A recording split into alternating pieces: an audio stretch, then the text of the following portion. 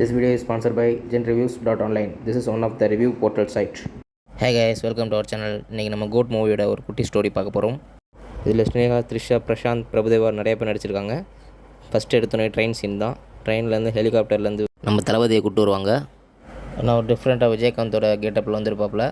எதுக்காகனா அந்த யுரேனியம்னு ஒரு சொல்யூஷனை ஆட்டையை போடுறதுக்காக வந்துருப்பாப்புல. இப்போ வந்து பிரபுதேவா ஒரு என்ட்ரி. இது மாதிரி ஆட்டை போட வரும்போது மாட்டிக்குவாப்பில்.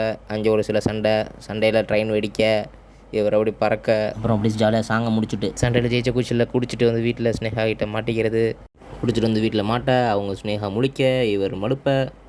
இனிமேல் சத்தியமாக குடிக்கக்கூடாது நான் அஜித் மாதிரி சொல்ல போய் மறுநாள் காலையில் அப்படி ஸ்னேகாவை ஆச்சரியப்படுத்துகிற மாதிரி விடிய காலில் விஜய் பையனை எழுப்பி விட்டு சாமி கும்பிட்றன்ற பேரில் அலப்பறையை போட்டு கில்லி படத்தில் மருதமலை மாவனி முனுகையா அப்படின்ற ஒரு கிட்ட போட்டு அப்படியே நமக்கு அந்த கில்லி படத்தோட மெமரிஸை கொண்டு வந்து அப்படியே கொஞ்சம் நேரம் படம் ஃபுல்லாக ஃபன்னியாக போகும்.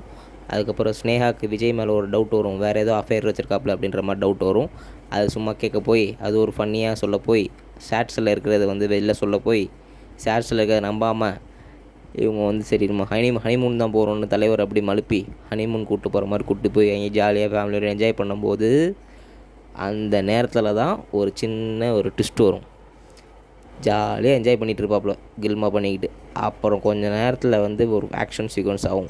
அவங்க வில்லன்னு ஒரு பையன் இல்லை, அவங்க வரப்போய் அப்புறம் சண்டை வந்து ஸ்னேகாவுக்கு சேட்ஸில் இருக்கிறது கன்ஃபார்மாக தெரிய போய் அவங்க கோச்சிக்கிட்டு போய் அதில் அவங்க பையன் செத்து போய் அப்படி படம் ஃபுல்லாக சீரியஸாக மாறிடும். அப்படி பையன் செத்துட்டான்ற துக்கத்தில் ஸ்னேகா கிட்டே போய் சொல்லி ஸ்னேகா விஜயை போட்டு குற்றவாளி மாதிரி விட்டு அடிக்க திட்ட ரெண்டு பேரும் அப்படி அந்த நேரத்தில் இன்னொரு குழந்த பிறந்தும் அந்த பிள்ளைய கொஞ்சம் முடியாமல் தவிச்சிக்கிட்டு இருப்பாங்க.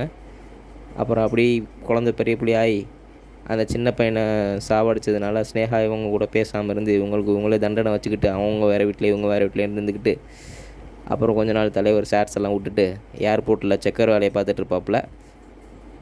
அப்புறம் திருப்பி அவருக்கு வந்து படத்தை கொண்டு போனோம்ல, அப்புறம் திருப்பி அவரை ஷார்ட்ஸில் கொண்டு வர மாதிரி கொண்டு வந்து அதில் ஒரு ஃபைட் சீக்வன்ஸை வச்சு அதில் நம்ம தளபதி பையனை வந்து திருப்பி இன்ட்ரோ காமிக்கிற மாதிரி காமிச்சு இந்த ஆக்ஷன் சீக்வன்ஸில் தலைவர் மிரட்டியிருப்பாப்புல.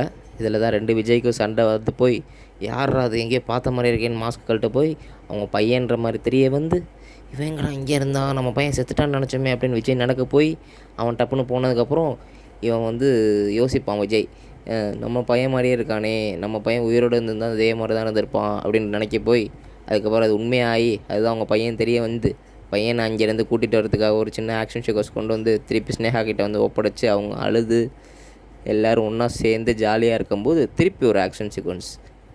அந்த ஆக்ஷன் சீக்வன்ஸில் அவரோட விஜயோட லீடை கொடுத்து ஒருத்தன் குத்திடுவான். யார் அதுன்னு பார்த்தா நம்ம தளபதியோட பையன்தான்.